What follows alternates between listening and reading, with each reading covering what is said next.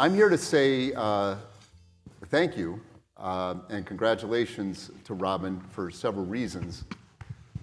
Robin, since you came in 2015 as CEO and president and head of JetBlue, I did the math. And I was a history major, but I can do simple math, and this was pretty simple. Looking at the ratings of customer satisfaction over your tenure as CEO, I've got JetBlue comfortably at the lead of all airlines that you have over year in and year out, whether you're number one or occasionally number two, number one, JetBlue is where it's at.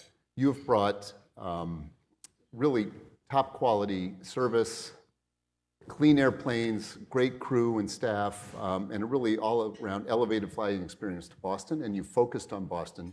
So I just want to say thank you to Robin and JetBlue. Thank you.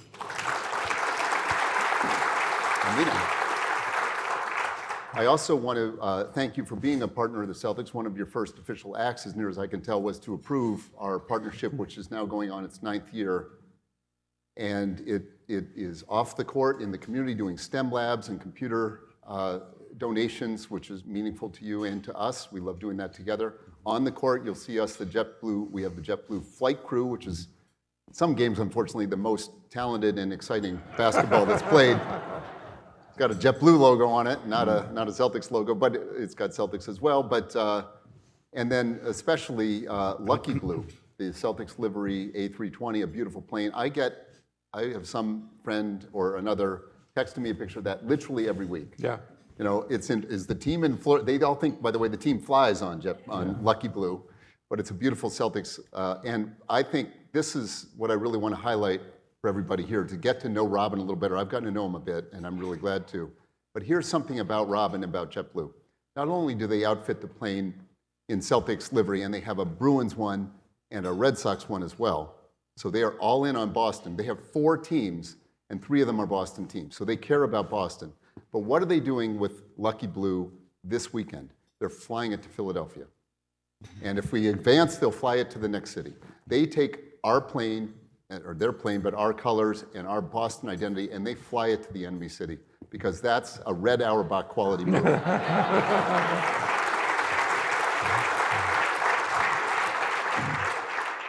So I just have to say, there's a lot of simpatico. To me, you're okay. Born in the UK, University of Bath. Is it Bath or Bath? Bath. You can say either. Okay. Bath. Yeah. Bath. Yeah. Bath. Yeah. But you came over here, and we feel in Boston that you love us here, and we appreciate it. So I do have a few topics that I'd love to have you get into for the group, and then we'll leave some time at the end for questions. Let's not have the dreaded multi-part question. Can we just ask a question and then get an answer, please, everybody? Thank you. You're all CEOs. You know about the multi-part questions. So, Robin, how have you achieved this top rating as an airline, well-respected airline, the attention to detail? Amelia and I just flew out, actually filming the sitcom, we flew out from New York to LA and back on Mint. When we do fly to Florida, we fly on JetBlue every single time, and we look forward to it. So you've done this, you've given a really great experience, which we personally endorse and enjoy, and you've done it on a budget, essentially. You've done it, and this is something I have no idea. If you look at my basketball team, I have no idea how to have any cost control. You have, in fact, been striking a balance, or working to strike a balance between low fares, affordability, efficiency, and still quality. What's the secret? No, thanks, Wyc, and good afternoon, everyone, and thanks so much for coming in. Thanks for all your support as well. There were so many friends in the room, and if this was the New York luncheon, I think half the people would have left already. We've always been so welcome here, and we love being part of the community. We have some of my JetBlue team over there who really make the magic happen. And I think before I answer that question, the truth of why we decided to focus on Boston when we started growing it about 15 years ago was really little to do with the airline business, and more to do with the fact when I lived here in the late 80s, I adopted all the Boston teams. Like, I found a way to get into Fenway Park without paying. Don't tell my Red Sox friends at the back. And I used to work the evening shift and then try and go and see a game. So of course, when I became CEO, like we got to get like deals with all these teams, and then so we had to then build a whole network strategy to support it. But anyway, so teams first, airline second. But and I think the good thing in Boston is everyone supports the same team, right? There's one hockey team, one basketball team, one baseball team, one football team. Not the same in New York. They fight over football, they fight over baseball, they fight over basketball, and they sort of fight over hockey. So I think for JetBlue, so we were founded by a guy called David Neilman, who created JetBlue. Actually, first flight was in the year 2000. And David really wanted to build an airline that differentiated itself on customer service. And the culture of the organization is very important in making people feel excited and different. Because you made a very important point. I mean, one of the challenges that we have in the US is that you have 4 large airlines, Delta, American, United, Southwest. There are $40 billion companies or so.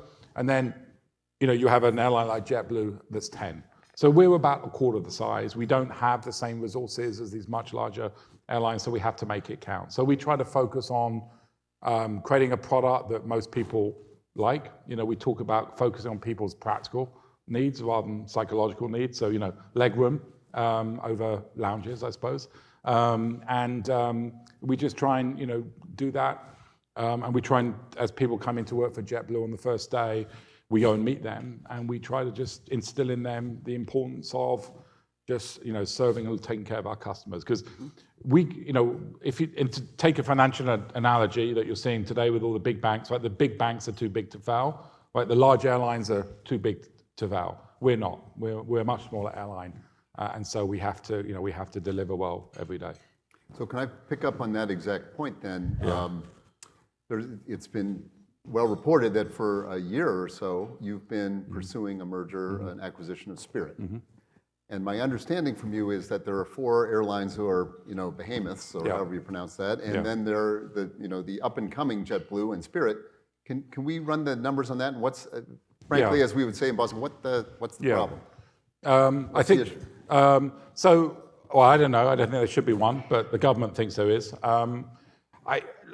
Every merger in the airline industry has been permitted and allowed until it came to us. And so one of the reasons that we want to buy Spirit, and the plan would be to turn Spirit into JetBlue, so they have the same airplanes as us, same engines as us. It would allow us to be bigger and bring JetBlue to more markets, right? So we're big in Boston, we're big in New York, we got a reasonable presence in Florida, but you go to the rest of the country and JetBlue, really people don't really know who we are. And so we have such an opportunity to bring that JetBlue experience to more customers. And we think actually that's a game changer. It's a game changer in product quality. I mean, the only reason one of our competitors is offering free Wi-Fi is because we started putting it on airplanes 9-10 years ago. And I know it doesn't always work. They are challenging pieces of kit. The reason that any airline has a free TV in the back of the seat is because we did it 20 years ago. And also the fares. I mean, when JetBlue comes on the market and competes against a legacy airline, fares come down on average 20%. No, so as a customer, you would think you'd want. I mean, I'm completely on board with that. You would want to see. First of all, being here, we'd rather have more direct flights and more places we can connect to on you.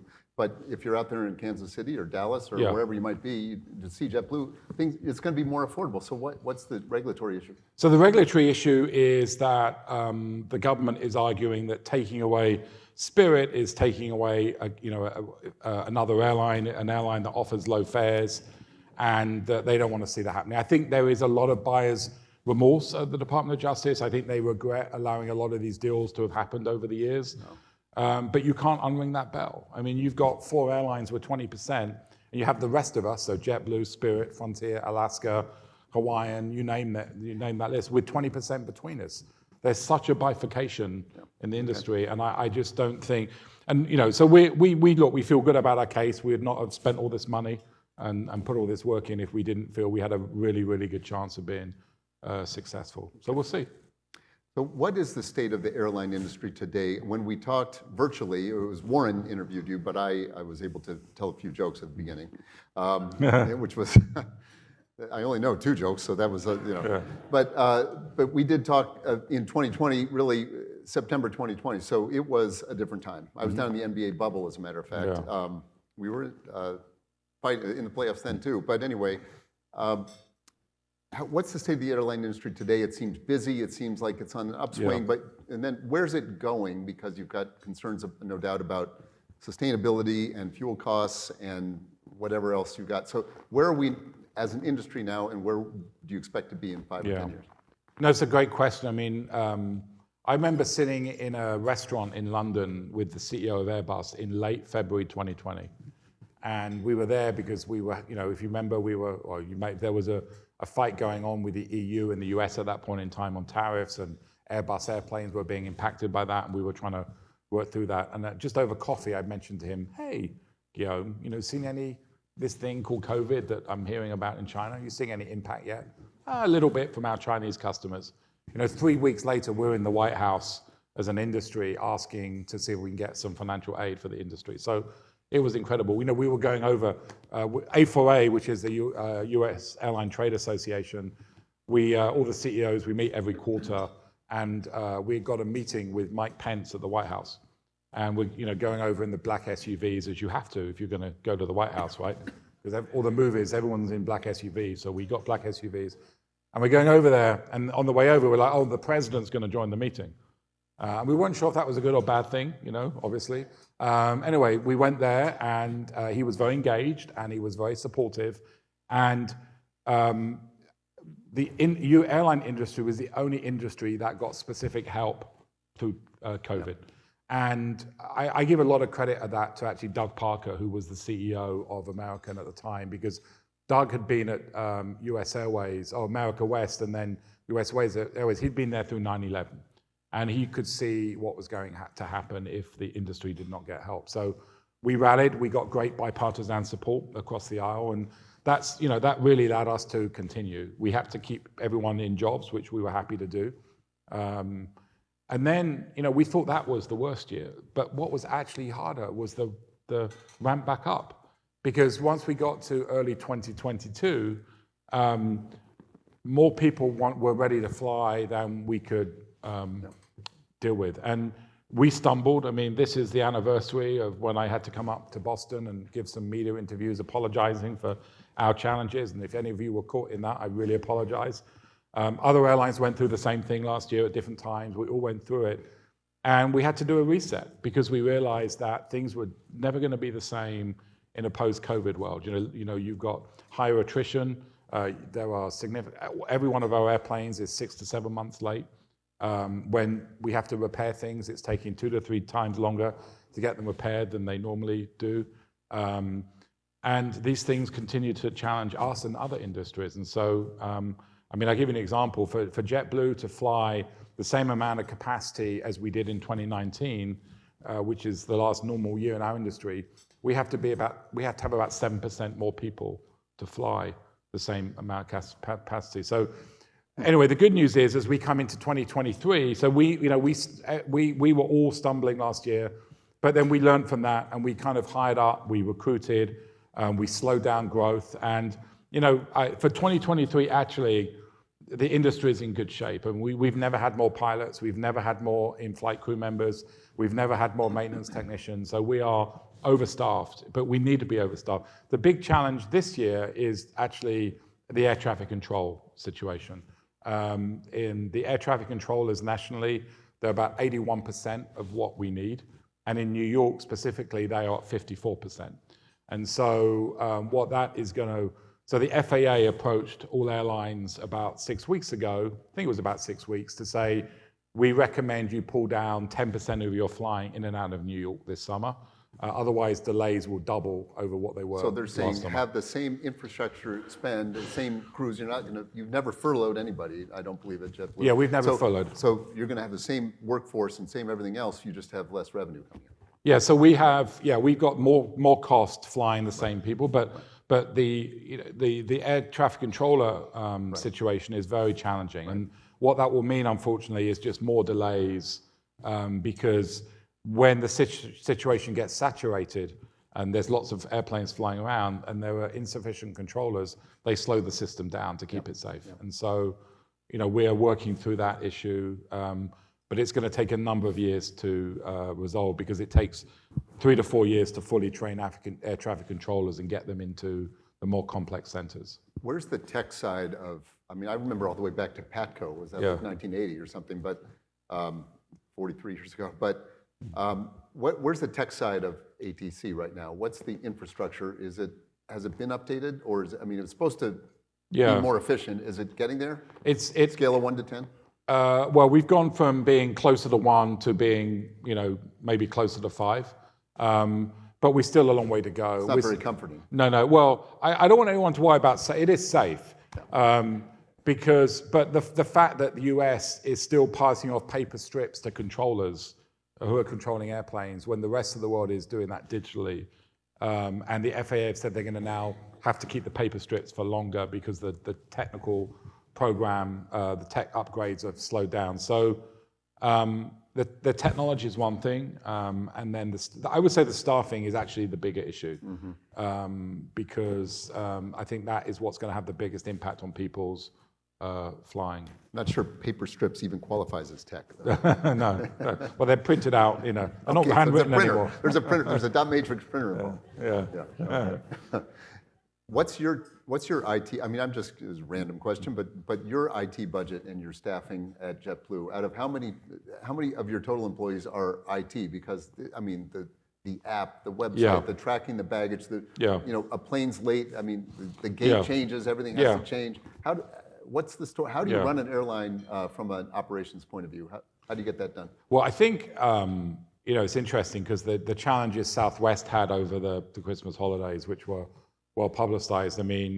I think there's been a lot of focus since then on all of us saying, well, hang on, could that happen to us?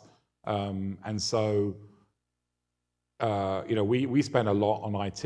We have, between our own crew members, and we do a lot of outsource. We've probably got 1,000 people or so involved in IT related work. And, without kind of pitching the Spirit deal again, one of the arguments that I make to the government is it takes Delta and JetBlue, it costs us the same to run a website. It costs us the same to run the operating, but their revenues are 4 times ours.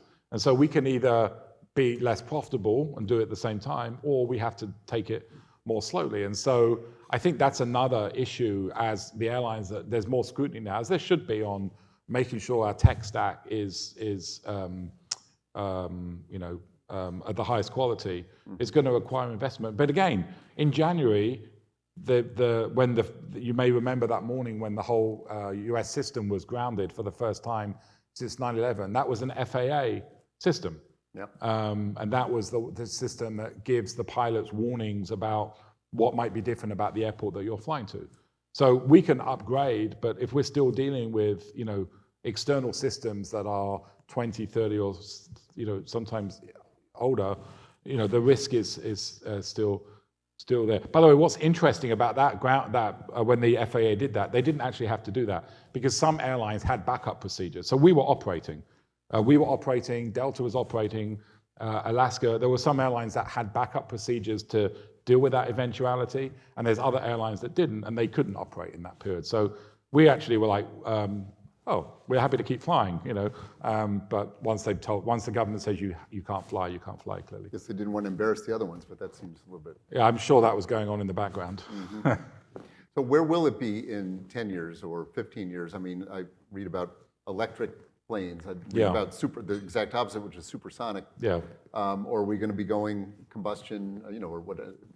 Yeah, so there's a big, the big focus in our industry, right, clearly is on sustainability, and I'm proud of JetBlue's record in this. I do think we are one of the leaders in things like sustainable aviation fuel. The challenge we have is that so the US airlines have a goal of using 10% of their fuel from sustainable sources by 2030. And we are all very active in that. We're working, we compete clearly, but we also partner on a lot of this stuff. And the problem is there's just not enough of it. A lot of this fuel is getting made from, fatty oils and food waste and things like that. And it's just so hard to scale. And so, again, as I've said to the Department of Transportation, if we can fix ATC and get that more efficient, there's 8 to 9% less emissions we can have right there. And arguably that's easier to get. So we should do both. And then there's some interesting technologies that may start to have an impact in the next decade. Things like synthetic fuels, power to liquid type technology, which kind of captures carbon out in the atmosphere, combines it with clean, what they call green hydrogen, and makes fuel. And then longer term, Airbus are doing a lot of work on hydrogen airplanes. But again, I think that's 15, 20, 25 years away, and there's still a lot of questions about whether that will be viable. Electric airplanes certainly have a role for smaller airplanes. So we're Dan Wolf and Cape Air, great friends of JetBlue. They are great partners, and for something like the airplanes that Cape Air operate, then electric airplanes absolutely have a place. Mm-hmm. So you've made it very clear with not just word but deed that Boston's very important to you, and I've heard you remark that Massport has been a big part of that. Yes. And there's a special partnership there, and we have the executive director of Massport right here. But even if he weren't here, I know you'd give the same answer. So would you please expound on what he could do better, but what they have done well at Massport, because you make a point of saying it, and I think lots of folks know that Massport's there, but we don't have necessarily the insight that you can give us. Yeah. No, well, we've got Ed, Lisa, and other members of their team here, and just a big shout out.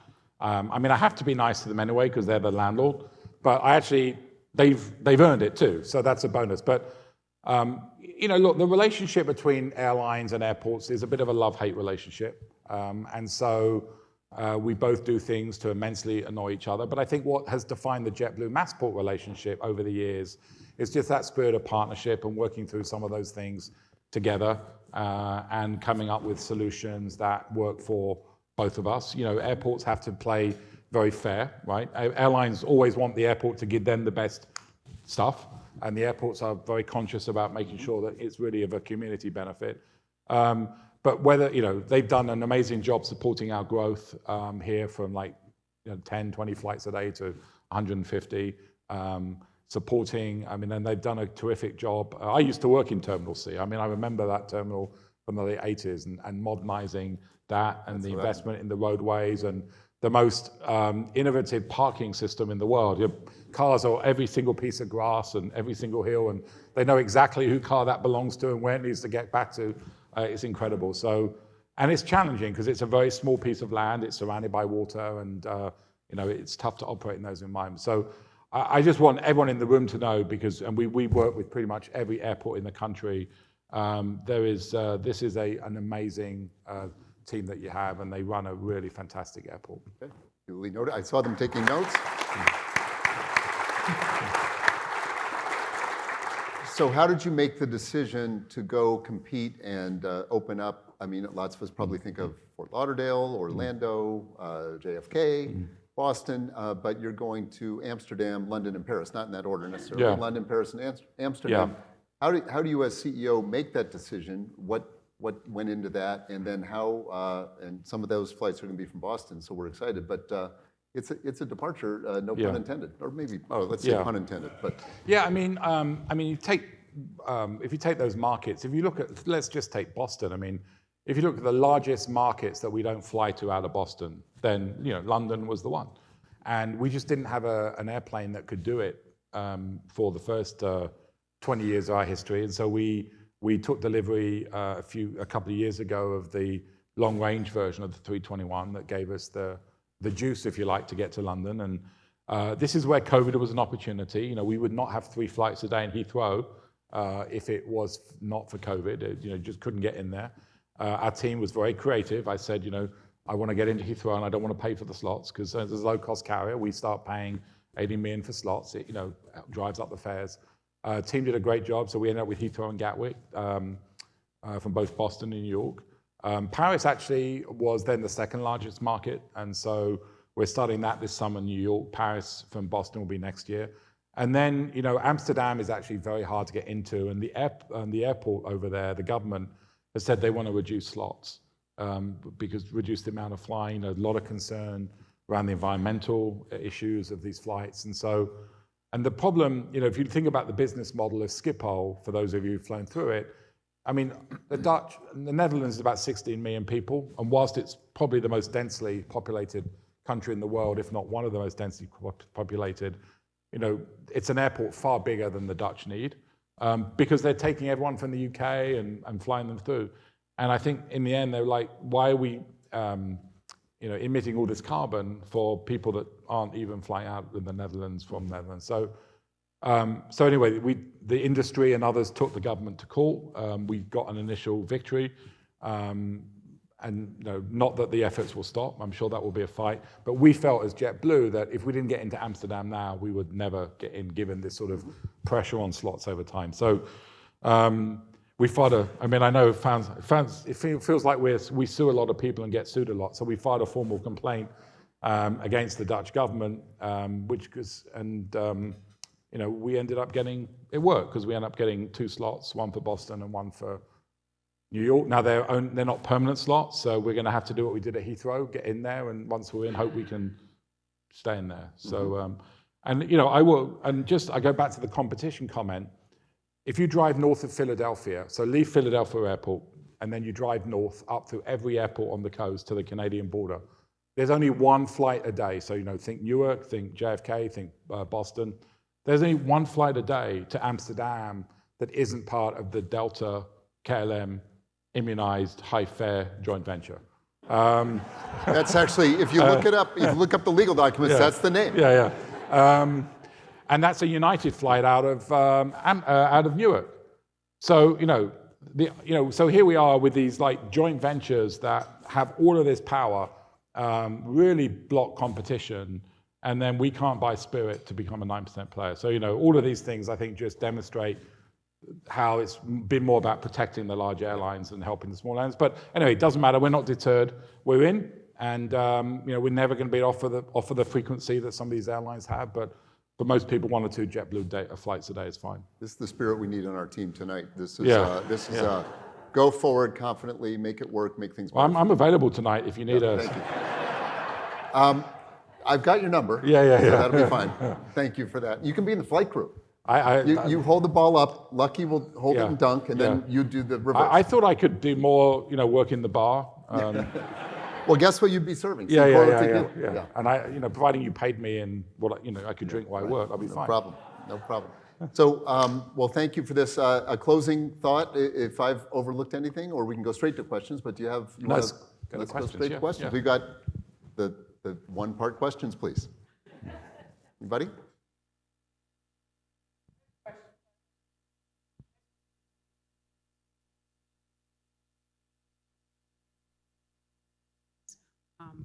Did everybody hear that? Yes. Okay.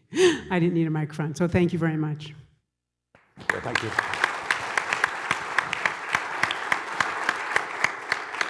Hi, welcome to Boston. What's your take on the new Breeze airline that was founded by the founder of JetBlue? Oh, yeah. I think it's a really cool idea. So, so much, all of us at JetBlue have so much admiration for David Neilman and what he created, and he's a very special guy. And his business model for Breeze is to really fly to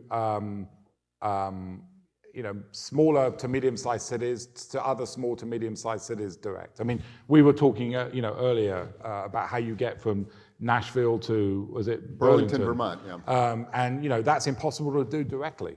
So what his idea is you identify those opportunities where people are flying between 2 cities and add a flight, because for a bigger airline they're never going to be able to make those markets work, but they might, and so I think it's going to do well. And he's a brilliant visionary. None of us can keep up with him. I mean, he's founded he worked at Maurice Air, WestJet, then JetBlue, Azul in Brazil, TAP, and now back at Breeze. I mean, crazy. Yes, over. Well, you put the pressure on not asking multi-part questions, so I had to make a choice between asking about inflationary pressure that's hitting all airlines, or what's your favorite, or what's your favorite candy? I think it should be Sky Bar, Boston's own. Yeah. Well, my favorite candy is actually, it's an English candy called fruit pastels, so you probably never heard of it, but I can actually get them in my local Stop and Shop now, which is pretty good. I don't know how they ended up there, but you can get them. And inflationary pressures, yeah, I mean, this has been it's an issue for everybody.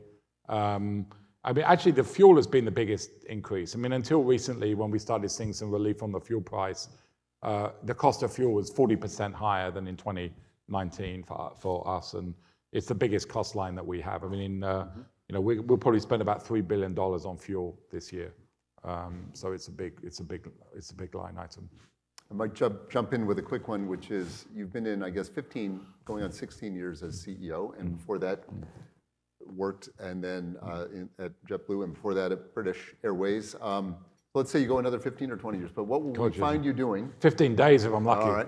What will we find you doing in that next stage of your life for your fun or enjoyment, or what do you think about when you look ahead?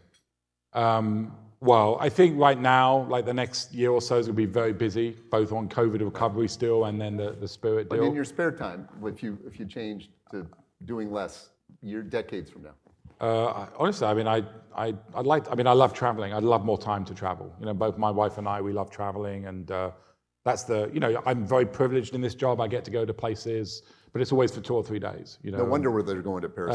And yeah, we're doing. But I'd love to better do. I said to my wife the other day, it'd be great if we could just do a month and go from the top of Scotland to the bottom of England and stuff like that. So that sort of stuff is what I'd like to. We're learning more about you, and we're liking you every minute. Some more questions? Yes, right there.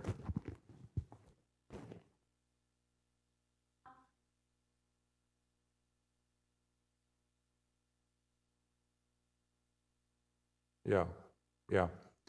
Well, I have a lot of really good people for that because it's not necessarily a great strength of mine. I think we do a few different things in JetBlue. So first of all, on the first day when someone joins us, they meet the members of the senior leadership team, usually 3 or 4 of a group of 10 or 12. We'll go down and we'll spend like a day and a half with them. So we'll do a barbecue, a quiz night. We'll spend the day with them. We have things called open door policies, so crew members can reach, that's our word for employees, can reach out to anybody about anything. They don't have to go through, a line of chain of command, if you like. We work in the airports, leaders work in airports on holidays. You'll find me and others hosting kiosks and usually screwing things up. But it's well-meaning. We all clean airplanes. So we are very, we take the approach that we're kind of in this together. And then it's the little things, right? Everyone has the same healthcare plan. Everyone has the same sort of 401k type structure. So we try to create a very egalitarian type model. I will say it's been very challenging with COVID because before COVID, we were a company of about 23,000 people. We were hiring probably 2,000 a year. And it's quite easy to assimilate at that amount, and they go into a workplace and everyone around them is, doing things in a certain way. With COVID, we hired 7,000 people last year, and pretty much, so you would go into an airport and the most experienced person there would be 3 months in the company. So that sort of continuity of culture was difficult. So I will tell you, we're still building back from that a lot, and it's not where we want it to be. But we're working very hard, and because the labor market has settled down a little bit now, we're able to kind of slow down the hiring, be more thoughtful about the hiring, manage the folks out that clearly aren't doing it the way that we want it to be done, and it's settling down. But it's probably going to be another year or so before we feel we kind of got it back to 2019. And I think all of us in businesses recognize that challenge that we've sort of been through in the last year and a half. I mean. Last year really was about getting people and training them, and now it's about getting the right people and training them. Yes. Thank you. Robin, thank you for being here today, and thank you for being so loyal to Boston. We kind of like that here a little bit. If you think about your business and safety being paramount importance, I'm curious what role artificial intelligence plays in innovation in your company. If you think about some of the air traffic control issues, but if you think about in the context of safety and the onset of AI, what are you thinking? Yeah, so, the question was really about the role of AI in safety. So we live in a very regulated industry, and we have to be very careful about change. So we see a lot of opportunity for things like machine learning and AI, and we're using it today in things like how we price flights, how we revenue manage flights, identifying during weather events what we think we may have to do in terms of canceling and delaying flights. And we've developed so much capability over the last 2 years we didn't have before that. And by the way, we have a subsidiary called JetBlue Ventures which we created back around 2015, 2016, that invests in a lot of these companies to help us get smarter. In terms of, and I think there's going to be a lot in the safety world around identifying trends that different airlines are seeing and aggregating them and trying to understand what's driving different things. I will say one of the reasons the US airline industry is so safe is that there is a great data sharing program that exists between all airlines, and also pilots and others reporting. Like if you're a pilot on JetBlue or any airline and you make a mistake, you really want to feel comfortable reporting that so that we can build up and say, yeah, okay, 38 pilots have all made the same mistake on this approach coming into Boston, so we know we have an issue, we need to fix it. So we've got this great know. And one of the concerns about the Boeing issue, from my point of view, there was a lot of pressure to make that safety role more adversarial. And clearly in oversight, you've got to have some adversarial part to it. But I was worried that some of that sort of open collaboration of data. I mean, I chair a regular safety review board meeting where I manage sort of 6 times a year. We go through every risk in the company that we've identified. We have the FAA and regulators in that meeting with us, seeing the sausage being made. So I think there's going to be a huge role for it in identifying issues and then hopefully changing things before something occurs. Who's got a mic? Good afternoon, Robin. Thanks for coming to Boston. How much longer do you anticipate that the pilot shortage will persist? I would say another 2 to 3 years before it starts to get better. I think, first of all, pilot salaries have gone up a lot, and so it's much more attractive career for people who want to do it. Companies like JetBlue and others, we've got very creative in creating low-cost pathways to become a pilot. One of the problems with pilots was it was a $200,000 to $250,000 training to go through college, unless the military was going to train you. And JetBlue's done a lot of cool programs. I mean, for example, one thing that we do, you come and work for JetBlue in any job, including working in the airport, the sales team, corporate communications team, and you work for us for 2 years and you want to train to be a pilot, we'll train you. And so we're now we've got crew members going through that. I was just emailing earlier today one of our ex-in-flight crew members. She's now at Cape Air as a pilot on one of our training programs, and she'll come back to JetBlue. And so we're all, and we're not the only, we were the first to do it, but there's others doing it. So a mixture of making it more accessible, and also, just the better pay. Seems like that's an innovative thought. That's really... Yeah, it's been really cool because, one of the big challenges with pilots are, diversity. And, 95% male and very, very white. And, I was one of our competitors, another airline was talking about their targets for diversity. And I think that's always a tricky thing. You want a more diverse work group, clearly, and pilots are not diverse. You've got to do something about that. But you just got to but I know our frontline crew members are very diverse. You go to any JetBlue airport and we've got amazing crew members from all different sorts of cultures.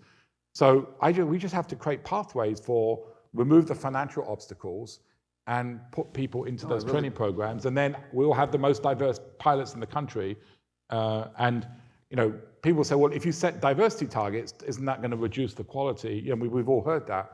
And I say, no, it's the opposite, because if you create these programs, you're going to have more people apply, and we can actually have better pilots because we can pick the best. So I'm very proud of everything we're doing. We'll have, I think by the end of the year, we'll have nearly 1,000 pilots who are either flying or in training through one of our programs that are designed to do that.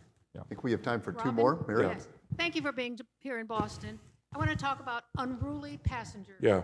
FAA released its report, and the numbers are staggering. Yeah. And I think you should add, when you ask people if they are comfortable sitting in an emergency row, if they are comfortable with the exit procedure, if they would be willing to tackle unruly passengers.